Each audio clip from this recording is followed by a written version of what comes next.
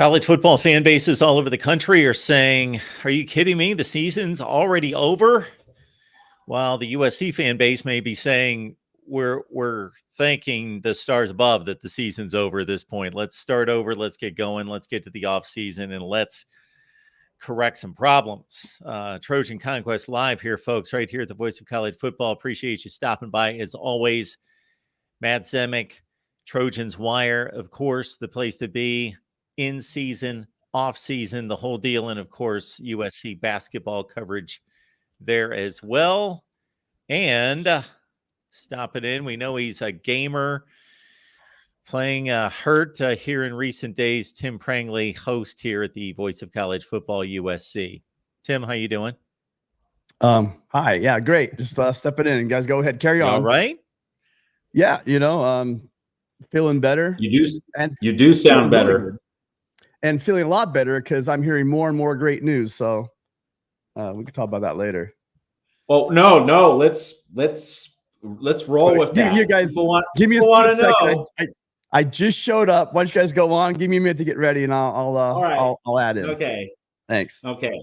Well, I mean, I'll just speak for Tim. He's hearing buzz about Jim Leonhard and also about Jeff Collins as potential defensive coordinators. There's some smoke. We'll see if there's fire, but we'll see if we get some white smoke from the USC Vatican in the coming days.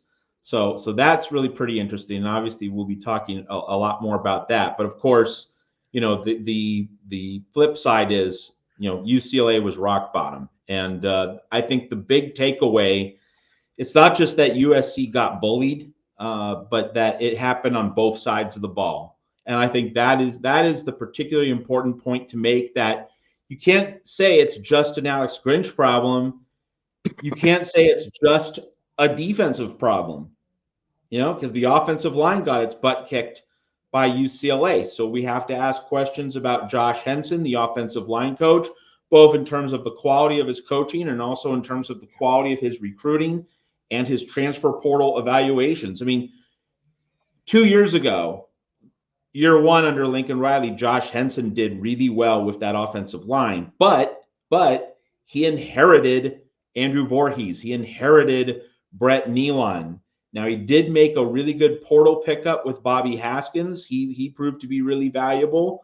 So Henson, he did some concretely good things with that 2022 offensive line, but it does remain that he inherited some guys. And it's always a sticky point, right? When a new coach, a new regime comes in, how much do you give the new staff credit for what the holdovers did, for what the Clay Helton remnants did? It goes for any program. And so in year two, when you're entrenching your own system, and the guys that you have are more legitimately and fully your guys as opposed to the previous regime's guys, are you seeing advancement or decline? And we saw a very profound decline, and it was on both sides of the ball. You can't just shoehorn this into an Alex Grinch thing. It spread beyond that, and that is certainly a discussion worth having right now. Now, in all the years I've been following football, I've been hearing this. You guys stop me if you think I'm off base here. Usually it takes a little while to develop a line.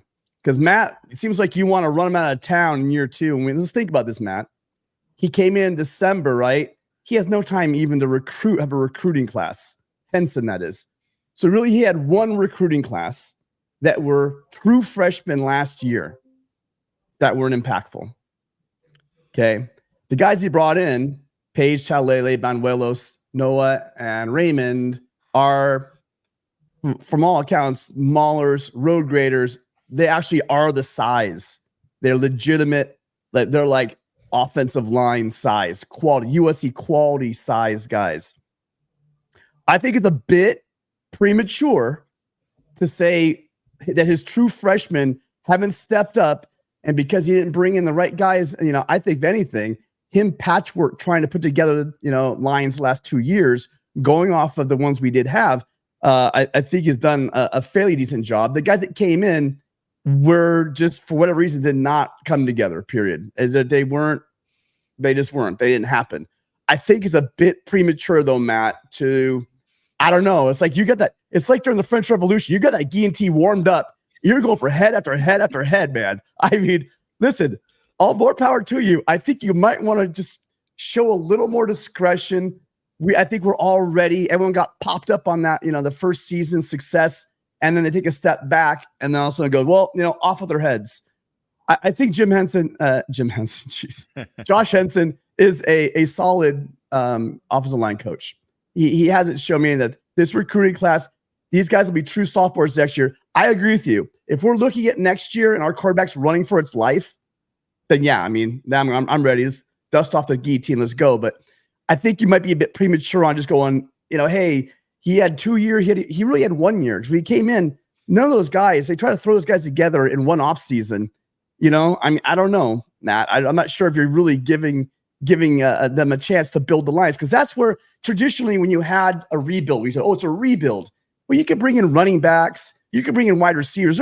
They're ready to go right away. Where you usually have time and where it really hurt USC during the sanctions, we're in the trenches where you got to bring dudes up, you have to develop them and have them rolling. And during the sanctions, that's where USC got hit hard because you didn't have all those extra scholarships. They were light in the trenches, and it showed up because you can't develop guys to roll in. There was a huge glut once those guys left last year. There wasn't anyone behind them, Matt. There really wasn't. Helton left at a bare cupboard on the lines, on both defensive and offensive lines. Yeah.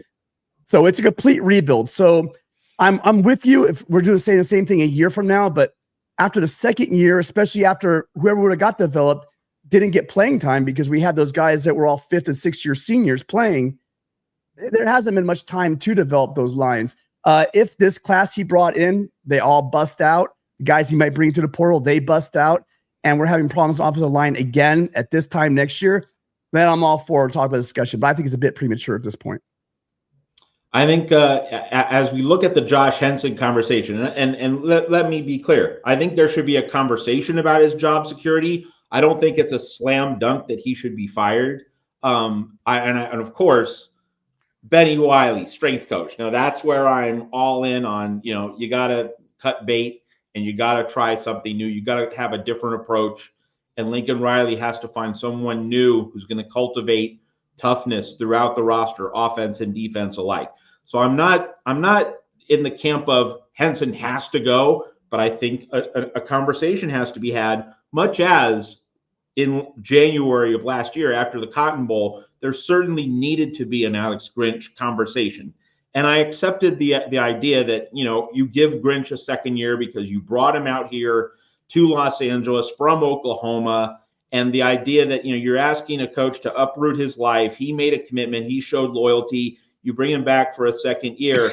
I accepted it, but I also said in January here on the Voice of College Football, here on our show, that if USC could make a run at Jim Leonhard, and if he expressed interest in the job, you make that move. But I settled on Grinch in the absence of USC and Riley making a move at Jim Leonhard. So I view Josh Henson's job in the same way.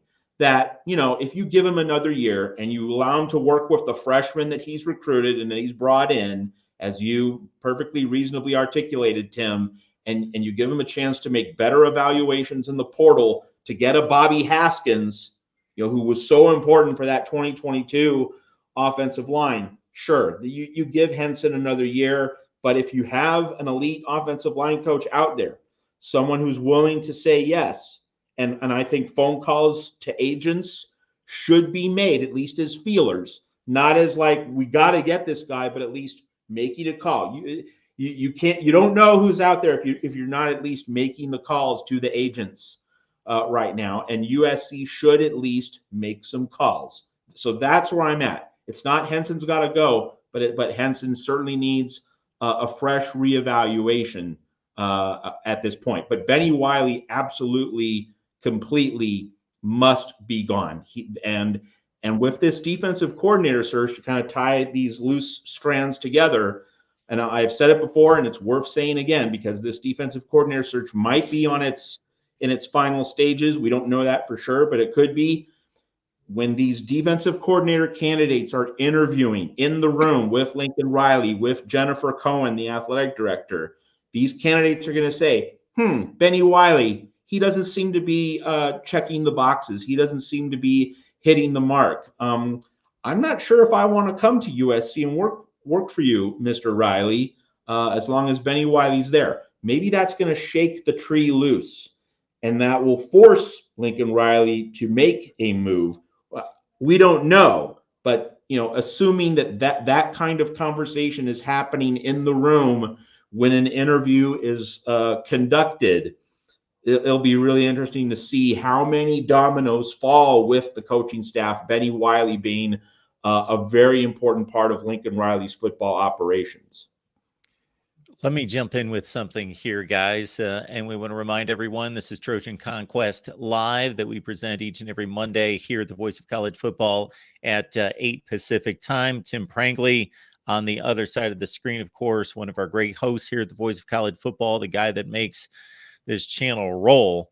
No question about it. Matt Zemek does a great job for us as well. We appreciate Matt being here as much as he is, and Trojans Wire is the place to be there. So you guys know that when I jump on here with you guys on Monday night, you guys at this point have analyzed these games for about 8 hours in front of me. And since the last play I saw of USC and UCLA, my head and my time here at the Voice of College Football has been filled with a ton of Ohio State and Michigan and Jordan Travis and a lot of other stuff. So as it pertains to USC and UCLA, I don't know how legitimate this is. And I fully acknowledge that there are clowns all over social media that can post whatever they want. So I'm trying to separate that from actual people in the industry that post articles of some level of legitimacy that are really calling out Lincoln Riley. Now, I haven't dived into what are they specifically saying. I got to think that at some level they're talking about the same things that we've been talking about during this 1-5 stretch about strength and conditioning, about the defense, about hiring practices on the defensive side, those sorts of things, and just his ability to run the totality of a first-rate program. I think part of what – go ahead, Tim. I've heard it all, to be honest with you. Again, so I've heard criticisms. Riley came out and talked about one of the most recent tweets. I'm not going into the names involved in it, but one of them was the local newspaper writers here in Southern California, talk about how stacked the talent was here at USC, and there's this excuse that he keeps using about last year will be the worst roster that we've had, and we're gonna get better and better. A lot of it's just really there's a lot of ill will between him and the print media, I think, in Southern California, or the beat writers in general. They have very little room for excusing Riley for anything whatsoever. He screwed up. The glaring issue he had was the issue with Grinch. He's owned that now. They've moved on from it, etc. But the level that the media and some of who was the national guy, the SEC honk that I intentionally haven't watched for years. Oh, Paul Feinbaum. Yeah, I didn't see exactly what he had to say, but the headline, and I'll look it up here, is pretty damn. I looked at it. It looks like, hey, look at me. Hey, can I get some Oklahoma fans to check out my site? I mean, that's all it screamed to me. Look, I'm gonna leave it really simple. Lincoln Riley made some mistakes this year. There's no doubt about that. Is he any less of a coach he was before he came here to USC? No, he's not. When he came here to USC, was he one of the best coaches in the country? Yes, he was. Is he still probably the greatest offensive mind in college football right now? Probably almost without a doubt. So whatever these axes people have to grind, it's what people do. You kick people when they're down. They're taking their shots now because he was up there and they were laughed at when they were critical of him. But now that he's been knocked down a peg in their perception, they're all getting the knives and forks out and they're going at it. And let them do it. quite frankly, the more people that do it, the more stupid I think they're going to look. Because you know what? This is going to get turned around. And all the people that are talking about this and that, blah, blah, well, their comeuppance will be coming when that happens. Or they'll look like geniuses a year from now. And that's what a lot of people are probably looking to do. And I don't want to make this too much about Paul Feinbaum, but he is the most notable guy in terms of name recognition. And I just looked up what he had to say. And the level of credibility here is, in my estimation, fairly low because he's not in covering USC all the time. He probably knows 3 players on the team, maybe.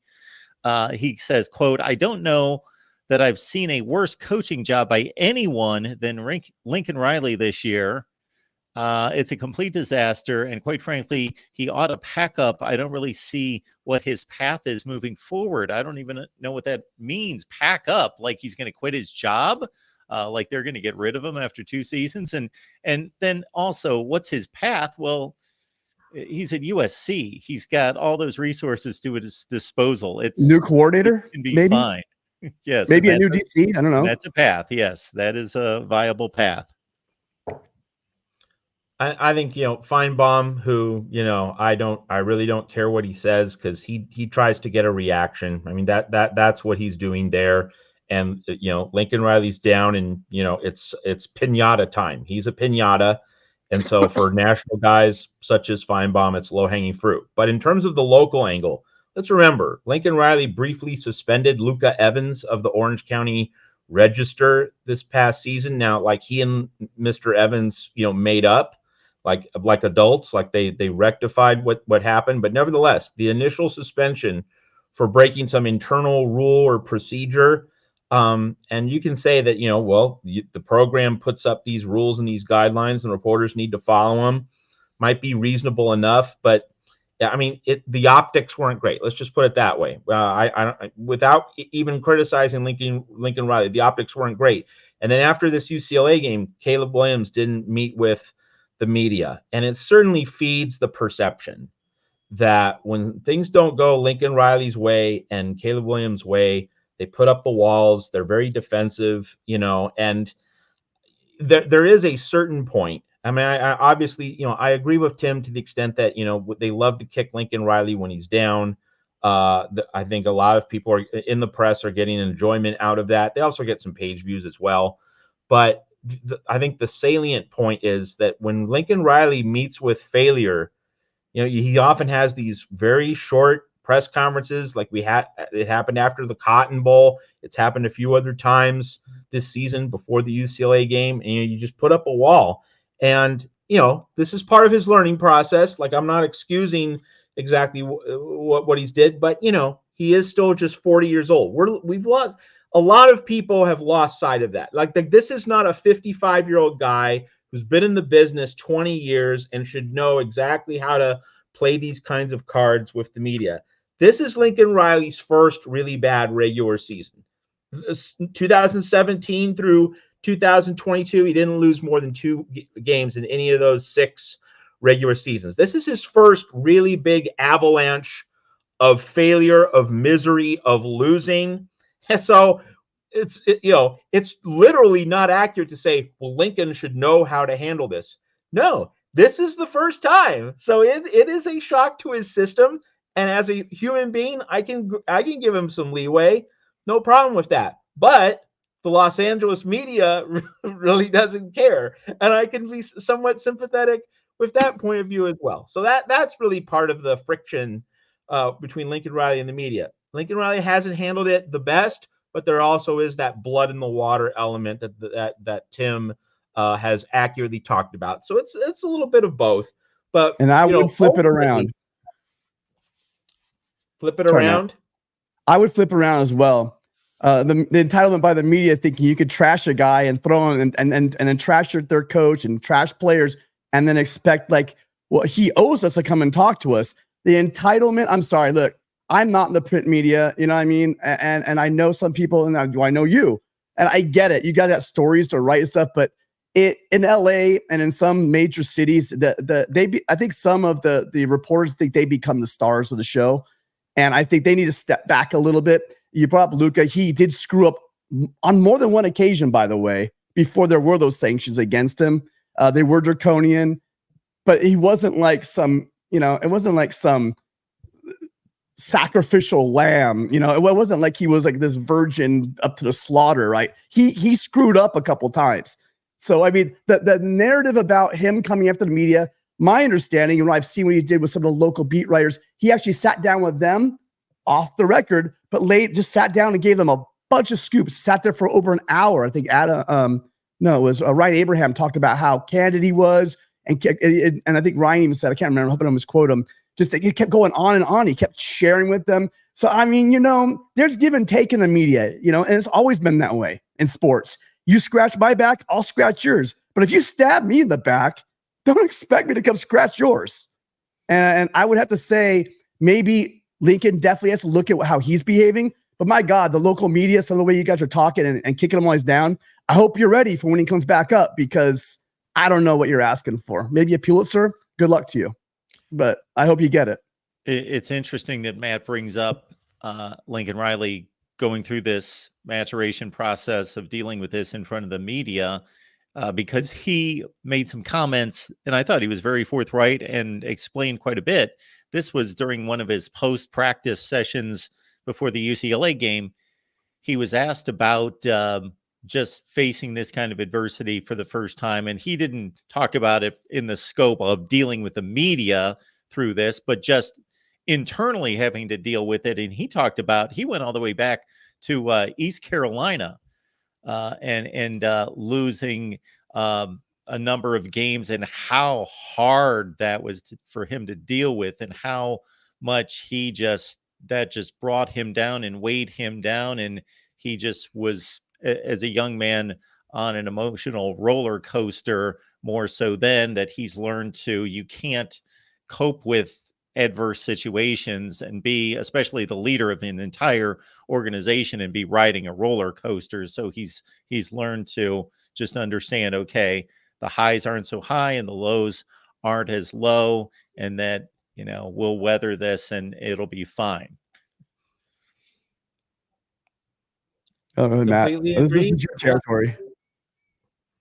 Yeah, no, this is new territory, and I think that's a big part of all the conflicts that we're seeing. And I think it's a really good segue, Mark and Tim, into these next 2 weeks. And just want a little side note: it is so dumb, it is so pointless and stupid that we have to deal with the transfer portal opening up in roughly 2 weeks on December 4th.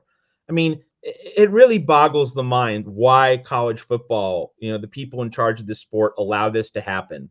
December is for honoring your players and coaches for the end of season awards, and then you prepare for your bowl game, and you enjoy your bowl game, you celebrate your bowl game, you make the bowl game as big a deal as possible. I know it's not going to be a big deal for USC, but for dozens of other teams across the country, like, that should be a moment that you savor. And a bowl game for a lot of teams is supposed to be a reward. And then we get to the end of the regular season, and then we should have the transfer portal open in mid-January, like January 15th, a week after the national championship game. My goodness, this is absolutely so stupid. And we're expecting coaches to, coaches are going to be hopping to new jobs. Athletic directors are going to be lining up interviews, and we have the portal on December 4th. Absolutely insane. So I had to get that off my chest. And trying to close out recruiting classes. Absolutely. It is. Well, and while we're at it, hold on, Matt. And while we're at it, why the hell do we ever move signing day up again as well? Can someone explain that? So that people would leave the recruit zone, just make it a dead period. There's no reason to start someone to sign on the dotted line when they don't even know their coaches are going to be. To me, it's ridiculous, because you have that early signing day so damn early now, before the bowl games are even over. I think that you don't know who's going to get fired, who's going to go to the NFL, who your position coaches are going to be. I think it's not in the best interest of the student athlete. It's all about, it seems to reach to me that I'd love to know who it actually helps, because I don't know who it helps. Yeah. Absolutely. So I had to address that, and then segue into, with Lincoln Riley's maturity, Lincoln Riley's ability to handle adversity on a large scale that he's never faced before. here we go, throwing him into the fire. These next 2 weeks, man, they're going to tell us a heck of a lot about Lincoln Riley, not just the defensive coordinator hire, but also how many other staffing changes is he going to make? And how does he handle the defensive coordinator interviews along with Jennifer Cohen? And how much, when he talks to defensive coordinator candidates and he talks to the other members of his staff, what is he going to learn in terms of accountability, in terms of structure, in terms of something I talked about with Tim on Sunday on our Collins show? Lincoln Riley needs an enforcer on his staff. Who's that enforcer? You know, under John McKay and John Robinson, that enforcer was Marv Goo. You know, the guy who just wouldn't take any crap from anybody. Players respected him. They also feared him. Like, they didn't want to disappoint him. Marv Goo brought accountability to the McKay Robinson glory days in the 1960s and 1970s. And then under Pete Carroll, Ed Orgeron, Coach O, he was an enforcer on that staff. You didn't want to cross Coach O on the practice field, on the field, you know, in terms of how you went about your business. I mean, obviously, Pete Carroll, you know, we're seeing it. He's continuing to succeed in the NFL. Seahawks likely to be back in the playoffs again. Like, this guy's genius for connecting to the young modern athlete, just a unique skill that Pete Carroll holds at a level pretty much no one can match, because having done it at USC the way he did, now with the Seahawks the way he did, you know, but he still did need, you know, an enforcer on his staff, and Coach O was that enforcer. Lincoln Riley has not had an enforcer. It surely wasn't Alex Grinch. It's definitely not Benny Wiley either. Who's that guy? And maybe it's not just the defensive coordinator, but Lincoln Riley needs to, you know, arrive at this epiphany. You know, I need a staff with enforcers, with people who create accountability to the extent that, you know, players do not want to mess up in front of these guys. They want to play for them, but they also, you know, respect their teaching ability, their authority, all of that. And so how does Lincoln Riley bring that together in the next few weeks? And of course, all of the things that he's doing with his staff, that's going to send a message to the portal and to potential recruits. And USC has hemorrhaged in 2024 recruiting since 4th of July weekend. USC got up to number 5. Now, you know, not even in the top 15. And, you know, we said in August and early September that, hey, don't worry about the recruiting angle as long as USC wins. Whoops. So the wins didn't come this year. So that knocks USC back a peg or two. But this restaffing challenge over the next few weeks, over the next 10 days, this is the attempt to get back on the recruiting trail and in the transfer portal to send a message to all the players out there in high school or in other college programs. Hey, we're serious about defense. We're serious about toughness. We're serious about accountability. So my goodness, these next 2 weeks are going to tell us a lot about Lincoln Riley and where USC is headed in 2024 and beyond. And so I think that's why the imminent hiring of the defensive coordinator, where we are kind of struggling and losing. There's a lot of talent right now, especially on defense in Southern California. If you're able to name someone big right now, which narrows your list down a little bit of who's available right now, and you get a top name coach like Riley came out and said they were swinging for great. They're not just going for a good; they're going for a great hire. If you're able to get a Jim Leonhard and announce him right now in the next couple of weeks, you guys watch how quickly that recruiting out looks for USC.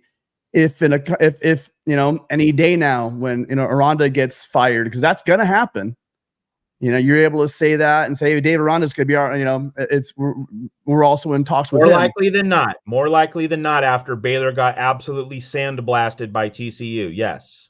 I mean, I've been saying for weeks, they're getting sandblasted by everybody. So, I mean, the writing is on the wall that, you know, he's just, the hire they're going to make at USC, it has to be a big one. And I wonder this late in the game, because the recruiting is real. The schools these guys are going to, you know, your Georgias, your Alabamas, you know, the Notre Dames, where these Bosco kids are going to. You land a coach like a Dave Aranda, or you get a guy like a Jim Leonhard, or in that kind of a stratosphere, they're going to stop at least and pause. And if you flip 2 or 3 of those guys, there are legitimate, just like I said, the accolades going left and right and center on some of these defensive players. And with Kingston Villamoasa was just named the high school Buckus Award winner. I mean, there is legit talent right here that the rumors were for a while that a lot of kids weren't coming because of the scheme, because of what they didn't like the way it made them look. And quite frankly, I'd say is because also you want that proven track record of what? Getting you to the NFL. The guys I just named will have that cachet to them. Absolutely. And let's go through the carousel a little bit. Now, so Tim, I know you've been hearing. Go ahead. We got super chats stacking up, you guys. Sorry, I've been kind of we've been on a roll, and also you guys, while we're at it, down here in the corner, right about here, we just got the 4,500. Let's get us to 4,600. There's 200 of us right now in the chat. Really appreciate you guys all being here. I know you're not all Trojans, but if you're here for some information. Make sure you're subscribed. Come on over. We talk all kinds of football around here. Love to have you as a subscriber. Let's get us to 4,600 tonight. Sorry, guys. Want to grab these, Mark? Sheldon, thank you so much for the contribution. We appreciate it.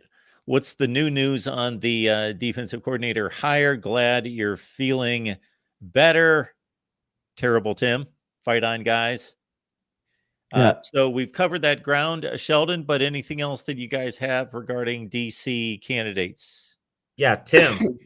That's where Matt was heading. You're closer to the program than I am. So I'm not. Well, hold on. Let's be very clear. The information I'm piecing together is, first off, not firsthand, even remotely. Secondly, it's just one step away from message board. Let's put it that way. But I'm about to cough into a spasm. Go ahead. Well, just, Tim talks to people who talk to people.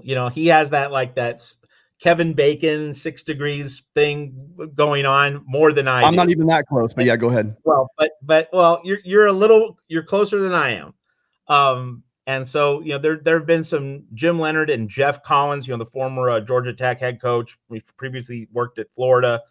There have been some speculation about that. I don't have anything solid, but let's pick through the details of the coaching carousel just to kind of lay things out. So, Jim Leonhard, he's an analyst at Illinois, and so I'm sure that because he's not a coordinator, he doesn't have as much on his plate. And I think that detail right there means that, a lot of people want to be first in line to get him as soon as Illinois' season ends this coming Thanksgiving weekend. So because Leonhard is just in an analyst position and he doesn't have as many job responsibilities as defensive coordinators or also head coaches, like he might be the first domino to fall in terms of defensive coordinators, defensive coordinator candidates, defensive coordinator searches. So that's just a detail right there. In terms of other details, so we talked about Aranda getting blown out.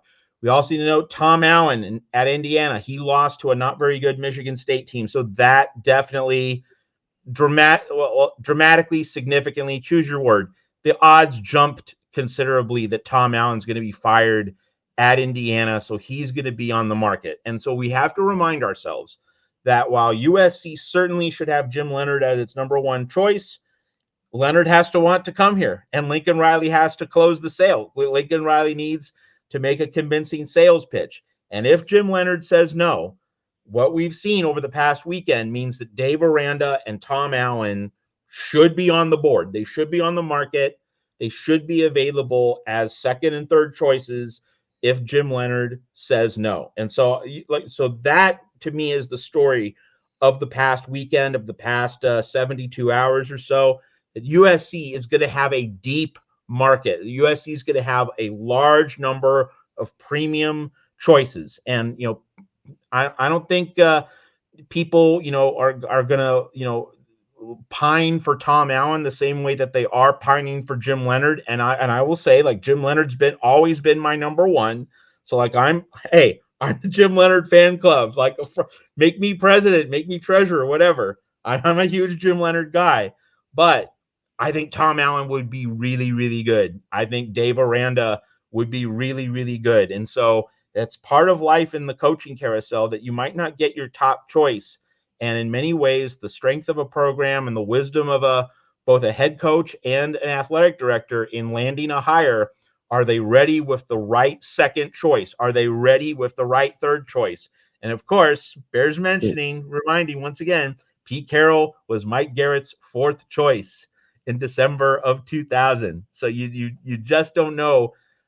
Fourth choice might seem like second rate. We got the scraps, we got the bottom of the barrel, we got the leftovers, whatever, however you want to phrase it. But that fourth choice, if it's right, and the team has done its homework, can still be absolutely spectacular. So the events of the past weekend have widened the market. They have enlarged the marketplace for USC to get a really high quality defensive coordinator. Now, people are going to say, and I've heard these names tossed out, just want to take on a few of them. Can't deal with all of them, but a few. What about Phil Parker of Iowa? What about Manny Diaz at Penn State? What about Tosh Lupoy at Oregon? Now, I mentioned those three names just because I feel confident in saying they will definitely not be the next defensive coordinator at USC. Lupoy's making a boatload of money with the Nike machine at Oregon. That just does the financials don't make sense for him to move. Like he has it, and he has it good under Dan Lanning. Like there's no point. Yeah, but he's not qualified. He's not good enough. Sorry. That part aside. Yeah. That part aside. I'm just talking about the politics here and predicting. Like, can we rule out some candidates? So I'm ruling him out because there's no reason for him to leave Oregon. I'm ruling out Manny Diaz because he has it great at Penn State. And if James Franklin can just get a quarterback in the state of Pennsylvania, that program could reach a higher level. But like Diaz has that defense rolling, and like, hey, you get to just shut out Rutgers every season. You get to mop up Maryland, the Marylands and the Michigan States of the world, and you go 10-2. I mean, that's a really good gig that Manny Diaz has at Penn State. And he doesn't get any criticism because it's all on the offense against Michigan and Ohio State. Like Manny Diaz, that boosts his standing. It boosts his reputation. Like, I'm doing my job. What about the offensive side of the ball? So, and he's compensated quite well at a high profile job at Penn State. So the idea that he'd leave for another Big Ten school feels so weird to say that, but he would be leaving for another Big Ten school if he went to USC. There's no reason for Manny Diaz to leave. Well, there. Let me kind of. Hey, so you're on a roll. Let me hop in a little bit here. You're on a roll. Here's the reason why. What's Penn State? Penn State's always the third pony in the 3-horse race, right? You got a USC. You got a Lincoln Riley. That's a hell of a sales pitch there, Matt. You tired of finishing in third place? You want to come recruit here in Southern California instead of being out in the middle of Pennsylvania? Why don't you come check us out? I'm not saying he's the guy, but to say there's no reason why he'd go from Penn State to USC, I'd stop short of saying no reason. Do I think it's likely, Matt? I don't think it's likely. But remember what he said. Lincoln Riley tonight, his actual quote is, "This is USC. You're going to have a chance to hire just about anybody you want," end quote. That was his quote. He's not talking about just college. There's also, you guys, if we don't land Leonard, I'm thinking NFL. I think they're going to take some shots at guys in NFL as well. Because remember, what they want to show here is, and by the way, it's a comment I put here for Logan Dowell, Aranda not consistent enough.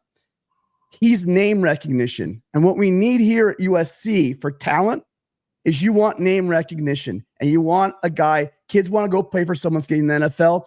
They're going to want to go play for Aranda because he will get them to the NFL.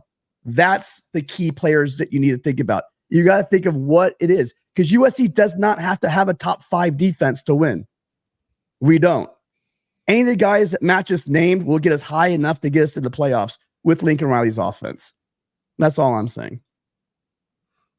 Just wanted to touch on Phil Parker, the other name I mentioned. He and Kirk Ferentz have been married for who knows how long. Like that, those two are never going to be separated. They're never going to file for divorce. So Phil Parker is going to stay at Iowa. He's not going to be USC defensive coordinator either. So just 3 names among others that I'm ruling out right now.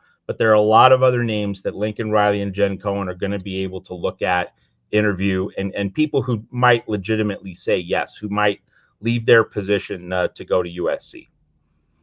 As Matt said, we could throw out 50 names, but I'm looking at a few others I'll just throw out there. Ron English, Louisville defensive coordinator. Of course, they're having an outstanding season, one of the best defenses in the ACC. Andy Avalos, who just lost his head coaching position at Boise State, but was once their fine defensive coordinator. Joe Rossi, who's having a lousy year at Minnesota, but over the course of his tenure there at Minnesota, they've had a great defense. Trent Bray's at Oregon State right now as defensive coordinator. That name as well. The Rutgers defensive coordinator, Joe Harasmiak, is also a possibility. I think one thing that we need to bring up again, just in case, people haven't been fully locked in on the defensive coordinator search, but now, of course, like that is the story at USC. One thing to remind you about, if you missed it here at the Voice of College Football, because I've said it in previous weeks, but again, now we're all focused on this story here at USC. And there are two main strands of thought. And, Lincoln Riley could go outside this strand of thought and he could still come up with a really, really good hire. Like Tony Siracusa last week said he thinks Zach Arnett would be a really strong hire.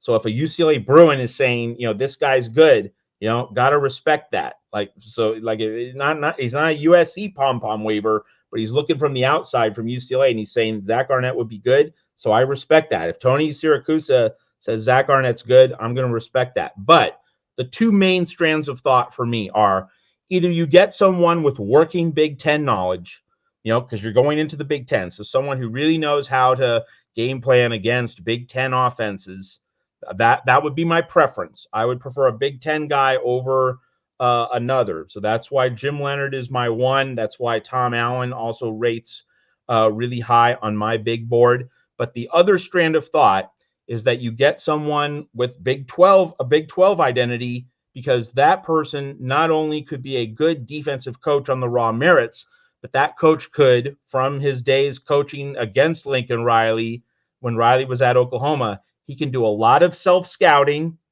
and more than just self-scouting, like in terms of X's and O's, he can be like a voice for Lincoln Riley to consult. Like he can be the guy who says, I studied you at Oklahoma and I had a game plan for you. And I noticed these tendencies and I noticed certain ways that you went about your business, Lincoln. I can be that voice. I can be that devil's advocate. I can be that guy who challenges you to think in different ways. I can help you grow. And so that is the other strand of thought. And so Dave Aranda, he beat Riley in Oklahoma in 2021, Baylor's Sugar Bowl season. So Riley Aranda could be that voice, but then you also have, and he's not coaching at a Big 12 school right now, but he did coach at a Big 12 school, West Virginia, Tony Gibson, the excellent defensive coordinator at North Carolina State, went up against Riley at Oklahoma when Gibson was at West Virginia. Also, John Heacock on Matt Campbell's staff at Iowa State, like those kinds of guys. And we haven't even mentioned Gary Patterson has said publicly in the past month he wants back into coaching. Now, he wants to be a head coach. All right. So, I wouldn't put him too high on the board and I wouldn't rate his chances too highly, but maybe Lincoln Riley makes a phone call. It doesn't hurt to at least make the phone call and explore, what Gary Patterson could bring. But like Gary Patterson, Tony Gibson, John Heacock, Dave Aranda, they all fall into that basket of being guys who could self-scout for Riley and thereby make USC's offense better, not just its defense. And they could also be an internal voice of accountability because they had to study Riley so much as part of their jobs when Riley was at Oklahoma, and they could provide a certain extra layer of accountability. Now, so again, I prefer a Big 10 guy, but you could also go with the Big 12 angle for the reasons that I just mentioned. Well, and if you're going to go Big 12, you can stay a little closer to home and you could talk about there's some guys here in the Pac-12 that USC could be looking at to be poaching. We just saw Danton Lynn. I mean, yeah, he's at UCLA, but what's better? You weaken your rival and you make yourself stronger. He's a young name that's just looking solid. Trent Bray up north at Oregon State. You know, there's questions about Jonathan Smith. There's questions about where where are they going to be a year from now. That's a possible choice there as well. But now we're getting farther down the line, you know, and going these different routes. There's 100,000 different choices out there. As a matter of fact, the SMU Scott Simons. I know that Trojan Blade Gabe was huge. Got a great video. If you haven't seen it, go check it out on his channel. Great selling points. Came over from Liberty, killing it. His defense at SMU is just rock solid. Did a great job over at Liberty as well. So there's a lot of young choices. But I do believe in Jen Cohen. I do believe in Lincoln Riley. He says, hey, look, we have an opportunity here at USC to get, you know, pretty much whoever we want, and they're going to swing. Does that mean they're going to get everyone? No. But there's not many people out there who will not take a phone call from the USC athletic department about the defensive coordinator position. So they get their foot in the door with almost anybody. Why not swing for the fences? And I think they will. With a number of targets out there that are top-notch DCs, the odds that USC comes out of seeing 3, 4 weeks, 5 weeks from now and does not have a top-tier coordinator, I think are very slim. Best case, I'm with you. I'm team Jim Leonhard, you know, but there's steps down from there that aren't that big of jumps that USC has a serious chance with. I'm saying whoever we get, you guys have fun. Ha ha, 7-5. That's great. But you know what? That 7-5 made the USC a lot hungrier than it would have been if we were 10-2 right now. So, you know, sometimes you got to bleed a little bit to start new life. And I think that's what we're looking at this year. All right. I got to be the bad cop here, Tim. You know, you're the good cop. I'm the bad cop. That's how it goes here at the Voice of College Football. The Cotton Bowl was supposed to be that bleed, that moment of blood, that moment of pain that, you know, made USC, you know, rededicate itself to toughness, to physicality, and it didn't happen. So, like, you know, just having the simple experience of having had painful moments, not a guarantee. Like, we need to see decisions which reflect seriousness and accountability, and that is what's going to sell me, not the fact that USC crashed and burned and is suffering. With all due respect, after going 4-8, you go 11-3, and we go, oh no, we lost on a fumble out of bounds on a Cotton Bowl, but we just won 11 games after losing 8 last year. I think people are still in that kind of euphoria. Yeah, people are pissed off and like, oh shoot, what's going on here? People started saying, hey, this thing with Grinch is just a problem. But nobody was like, fire Riley. You know, the bullshit we're hearing now, pardon my French. No, this is the come to Jesus moment when you drop 5 out of your last 6 games. That's bleeding. Losing Cotton Bowl to a fairly decent Tulane team, guys. They weren't a bad team. USC should have beaten them, and they had it locked up with about 3 minutes left. But that wasn't a come to Jesus moment. Losing 5 out of 6, Matt, that's a come to Jesus moment, and that's where we are right now. Okay, just save some blood for the transfusion, okay? Listen, you're always half empty. I'm always half full. We'll figure it out. Yes. Yeah, that's right. That's right. That's how we do it here. Got the yin and the yang. Because I can side with either one of you on that. I can often take my cues from the Big Ten and from a lot of examples there, and this one would be Ohio State.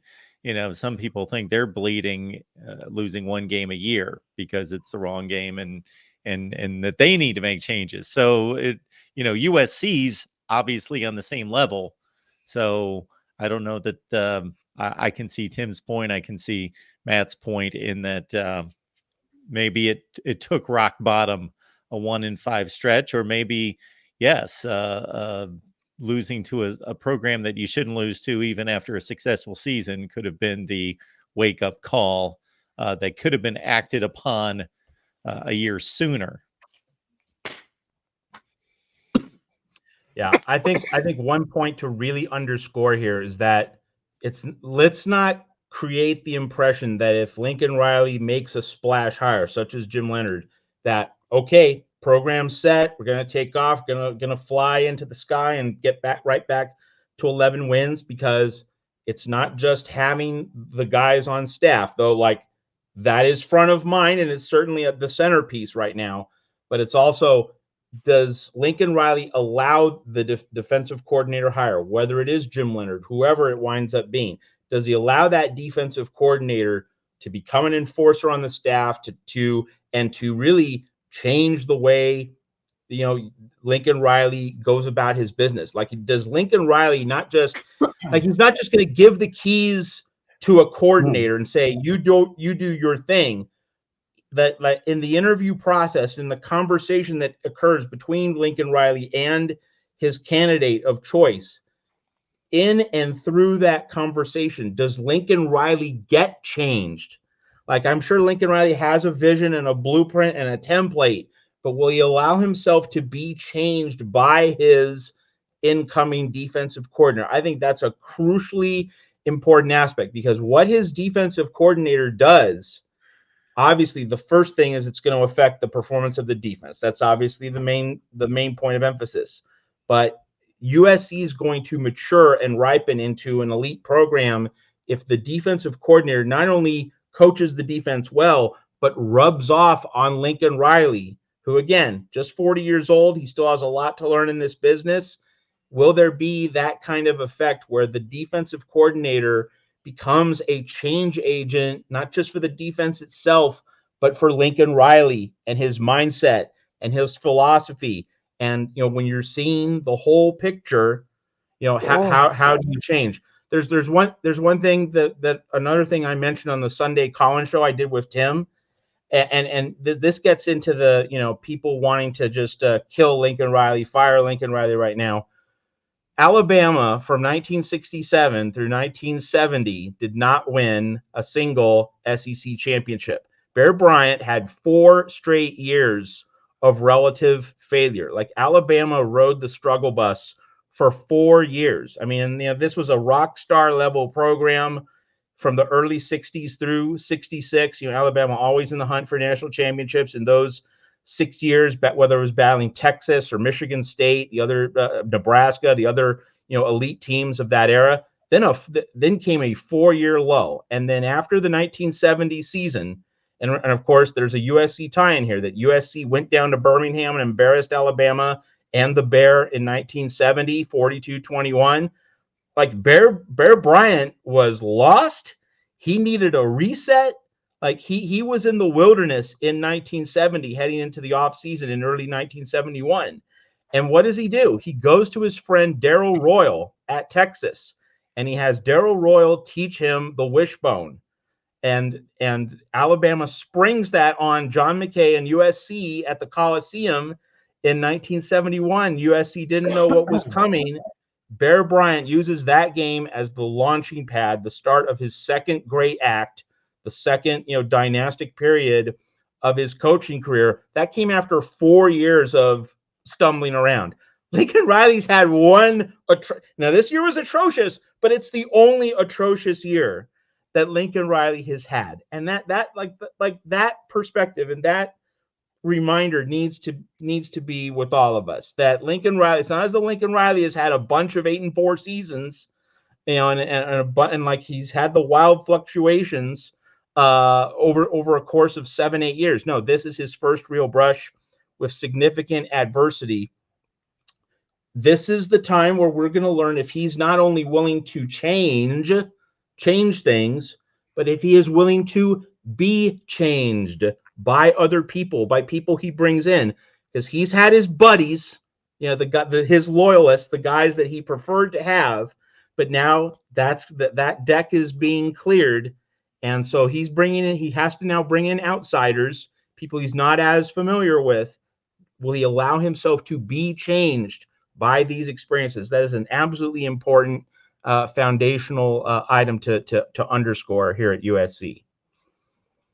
The way you're going to focus in on, I want you to picture this with me, Matt. Ready?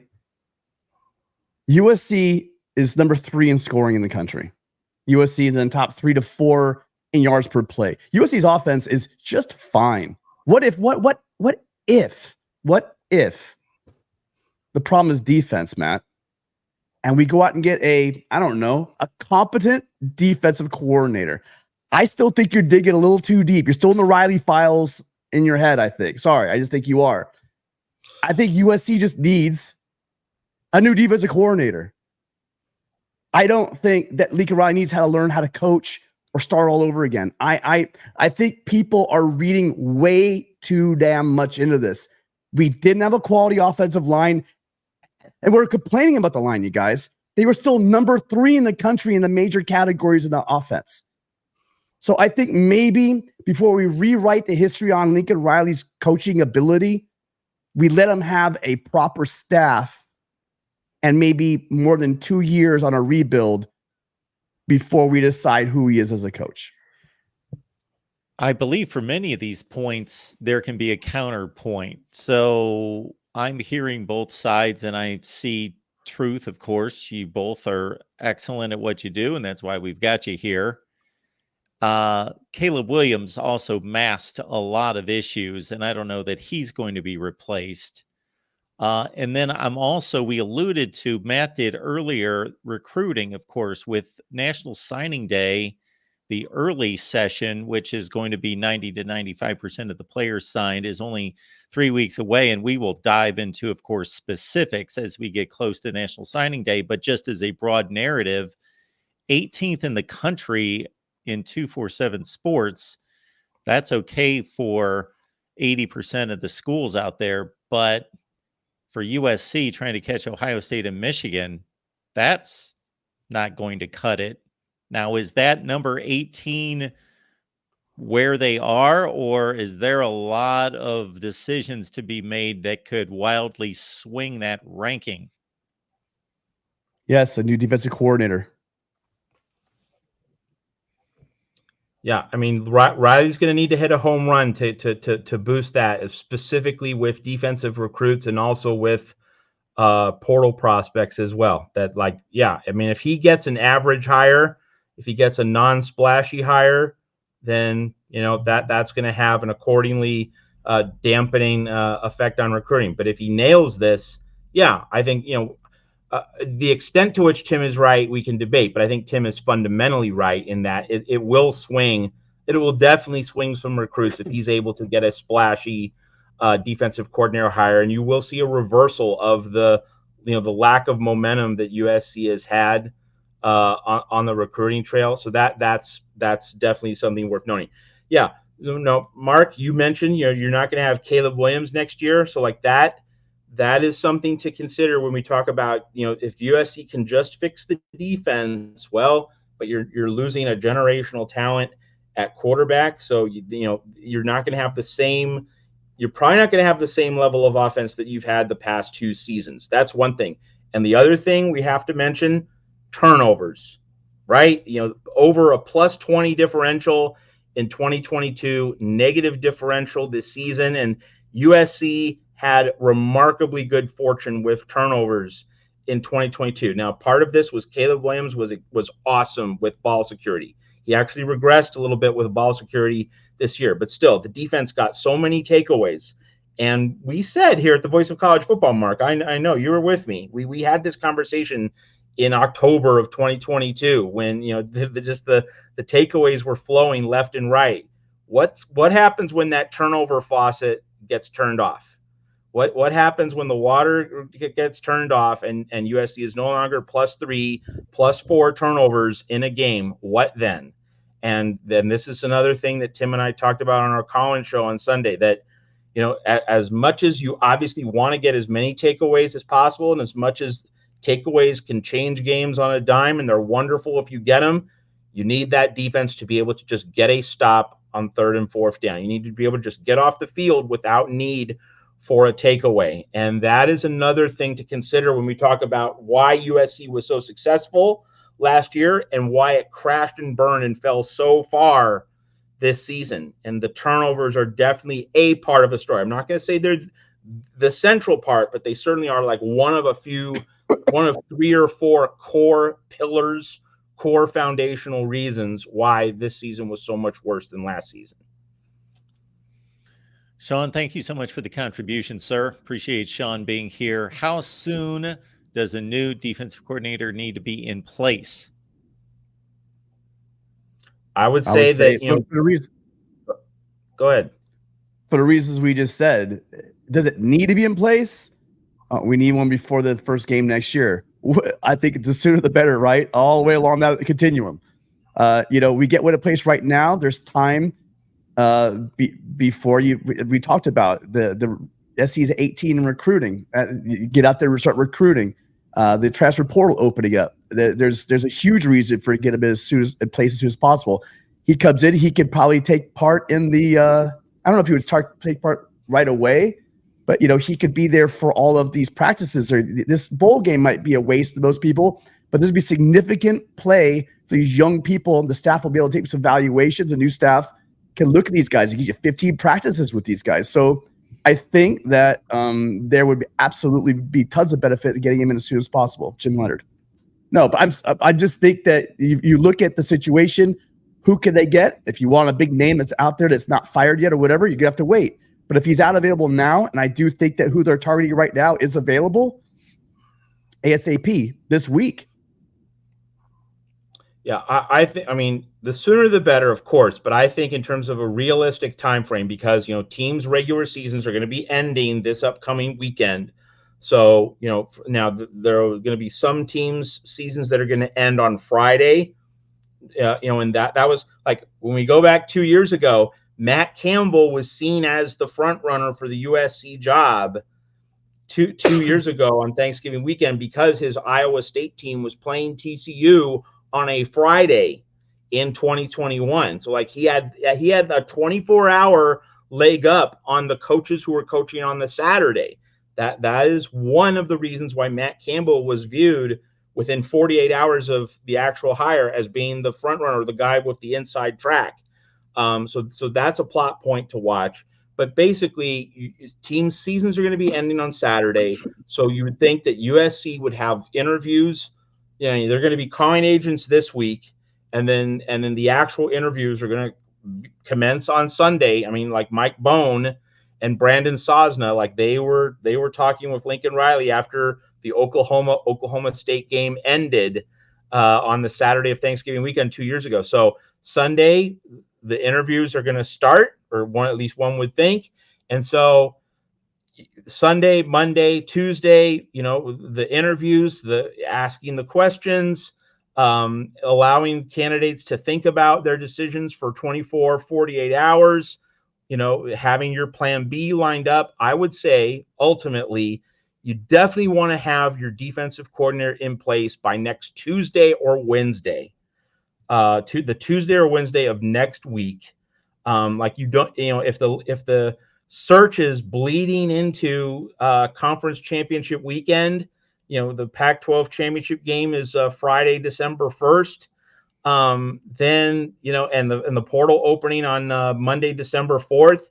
Boy, that's cutting it really close for all these portal prospects. Like if you're doing it by Tuesday or Wednesday of next week, one of the benefits is that, okay, this new defensive coordinator hire, he gets to put on a USC thinking cap, and he gets to watch what could be an Oregon-Washington Pac-12 championship game through the lens of, hey, not only how do I stop these guys, how do I deal with Kalen DeBoer and Dan Lanning, but also what kinds of players do I need? How do I recruit, to stop these high-powered offenses that are joining us in the Big Ten, and the same thing for the Big Ten championship game. Like I want a USC defensive coordinator already in place, watching the Michigan-Ohio State winner in the Big Ten championship game against Kirk Ferentz's Iowa defense, and I want to be gathering intel.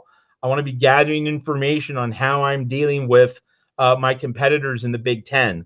So really, by next Tuesday or Wednesday, you want to have this thing done. And all of that aside, if USC has not, in fact, landed its candidate by Friday, December 1st, by Saturday, December 2nd, what will that mean? It will mean that Jim Leonhard has said no. It will mean that Dave Aranda has probably said no. It will mean that the other elite candidates have said no, and you're getting down into like a sixth or seventh choice. So for all possible reasons, you definitely want to have it in place by next Tuesday or Wednesday for sure. So but definitely by next Wednesday, absolute latest, so that you get the guy on board. You can have a press conference on Thursday, and then you can watch the Pac-12 title game on Friday, December 1st. You can watch the conference championship games on Saturday, December 2nd, and you can begin to not only recruit, but also, get the word out to the prospects in the portal before the conference championship games dominate the news cycle. So definitely by next Wednesday, November 29, USC really needs to have it locked down no later than then. So between now and Tuesday, hey guys, if you could do me a favor and hit that subscribe button down here, right here. We got our 4,500. We're trying to get to 4,600. There's 250 you guys right now. It would be great if you hit that. It's a great way to say thank you if you've enjoyed any of the content. Another thing I wanted to talk about earlier, you guys talk about, well, what's going to happen when Caleb leaves? Well, we got Malachi Nelson, who was a 5-star quarterback. That's a stud quarterback. Yes, he's not Caleb Williams, but the thing is also is we have some receivers. Zachariah Branch, you guys saw a little bit of him. Micaiah Lemon hasn't really got a chance to get on the field. Jacoby Lane and Bruce Robinson were highlighted in that UCLA game. This offense didn't just start when Caleb Williams joined the team, and it was great before, and it's still going to be great afterwards. Just want to make sure we didn't make this, oh noes, Caleb's leaving, we won't be able to play offense anymore. Just want to cover that as well. LBC Robbie, thank you for gifting one USC football membership here at the Voice of College Football. LBC Robbie, we thank you so much for your contribution. You're amazing. You're here all the time and supporting what we do. So thank you so much for that. I don't even know how that works. It's somehow auto-generated and spits it out to somebody, I believe. I will say it is awesome, but there's like 3 Sooners that are now, because we have so many Sooners in our chat. There's now 3 Sooners that are members to the USC channel. So there you go. Well, they Robbie, have access to about 14 segments from Matt and I that are exclusive here at the Voice of College Football as a YouTube channel member that everyone should be getting in on, that are in the archives right now. And Matt and I will, of course, continue our series once we get to the off season, but let's not wish that away in terms of we plenty of time to get there, but we got bowl season and championships and all of that. But we've got about 14 segments between Matt and I, and those are certainly conversations you guys don't want to miss, and will be added to here soon as a YouTube channel member. And one other promo before, announcement before we go, and that is that Tim and myself, when USC arrives at its defensive coordinator hire, Tim and I are going to spring into action. We'll have a live show, instant analysis for you here at the Voice of College Football. So, Tim mentioned subscribing. You get the notification, that like you want that notification, because we're going to get the bat signal, and we're going to immediately fire up a live show once the defensive coordinator announcement occurs. Like, it might be instantaneous. It might be like a 2 or 3 hour lag just for us to get organized if one of us has something else going on with our schedule. But like, certainly within a few hours of the actual announcement, whatever it comes, live show coming at you with Tim and Matt here at the Voice of College Football. And USC fans, if you want to get a real good look at the upcoming competition, there's a game in the Midwest going on Saturday that's fairly big. And we did 2 live streams today. We've got more coming up with Zach Smith, former Ohio State wide receiver coach, in a couple of days, with Steve Dace today on the Michigan side. We've got a Michigan show on Tuesday night, Ohio State live on Wednesday. And so we're going to go full throttle on that game as we head towards Saturday, because basically there's a college football playoff berth on the line. And of course, much like what we talked about last week with USC UCLA, it's, for many of us as purists, it's even deeper than that. So, all right, Jeff Rodriguez, thank you for the contribution. Offense will be fine with a Miller Moss and more runs. Well, again, I just named the receivers for you, Jeff. So we'll be throwing the ball a lot as well. We'll devote a later episode to this topic, because like we have a full off season to dive into that. So that will definitely be talked about tonight. Of course, was the defensive coordinator search. And Jeff has been watching the channel for a long time, and I explained that the guards, the size of the guards that we have coming in. I mean, you guys have seen a little bit of the Lonnie Noah already.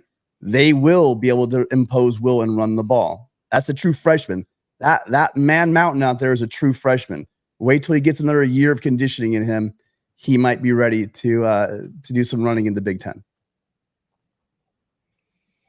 All right. Parting shots, guys. Anything else we need to hit on before we head on out?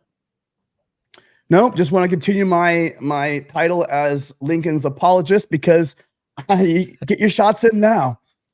Get your shots in now, because this is the time to do it, because I may be very insufferable next year. That's all I'm going to say, because I've been taking I'm taking all the shots now. I'm listening to it.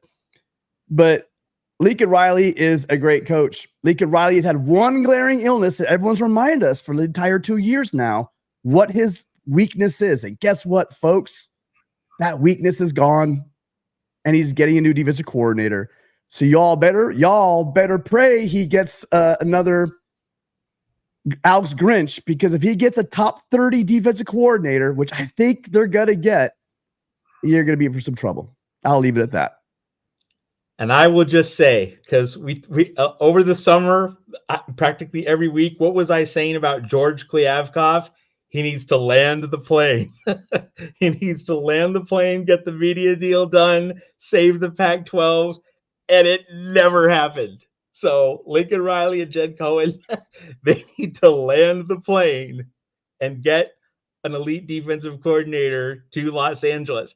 And then I will be more of an optimist the way Tim is, but I have to see it first. And I admit, I'm the doubting Thomas. I have to see it. It's not that big of a lead. It's not that big of a lead, Matt. So yeah, I'm an unbeliever. I'm a non-believer on this one. I'm a bad USC Catholic. I like going to the Church of USC. I'd probably be excommunicated right now, but I need to see it. I need to see it. I need to see it with my own 2 eyes. My hands need to touch the print that says Jim Leonhard's coming. There's one major difference that I will point out between the two, though. It's a point well taken, is that while we never knew that the Pac-12 would exist as a conference and get a media rights deal, I do know that USC will line up with a defensive coordinator next year. So I know somebody's on the way. But here's where I get to play with house money. Jim Leonhard, Grand Slam. All the guys you listed tonight, Matt, winners. Unless we pull out some guy we've never heard of from some, like, you know, we're still like in January, and Lincoln Riley is everything that everyone told me he was, and I was blinded and I didn't understand just what a moron he is, and he's going to ruin the program because he doesn't care about defense. If we're talking in January, then we'll get worried. But this is about being the defense for a Lincoln Riley offense and the amount of points they're going to give you to play with. It's a nice position to be in. And I do think they'll do a good job hiring. That's why I'm so confident. They would literally just screw us up so bad in order to make this a problem that it's almost astronomically impossible that Jen Cohen's going to let that happen. Yeah. And USC does have a great marketplace. Like I did make that point very clear, but now we get to see how serious Lincoln Riley really is. It's going to be interesting. Thanks, everyone, for your support. As Tim has mentioned, on your way out, please hit the like button and subscribe as well. Hit the subscribe button as well on your way out. It's in the corner of the screen. Trojan Conquest Live here each and every Monday at 8 p.m. Pacific time. Tim makes this channel work. We appreciate Tim. And of course, Matt Zemek, Trojans Wire. Get on over there. Check out Matt's work at Trojans Wire. And Tim and Matt do a remarkable job, of course, providing all the content here at the Voice of College Football, USC. Happy Thanksgiving, everyone. Enjoy your week and enjoy the football this weekend. And we will see you back here next Monday. Happy Thanksgiving.